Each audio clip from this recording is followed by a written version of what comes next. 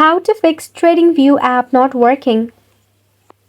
Hey everyone, welcome back to the channel, and let's get right into this quick and easy tutorial.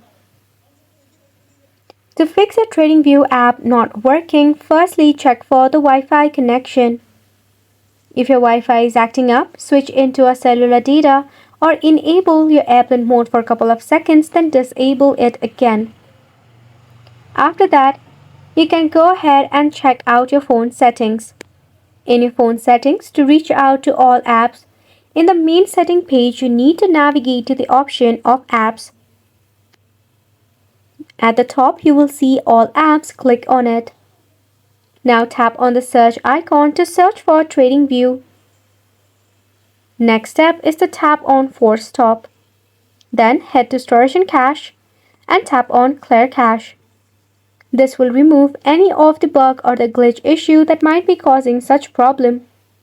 After that, you can head back from here and open up your Play Store. In your Play Store, tap on the search icon and search for TradingView. Make sure that your application is up to date. If not, make sure to update your app. The last resort is to uninstall your application and reinstall it later. And just like that, you have made it to the end of the video as well. Thank you so much for tuning in.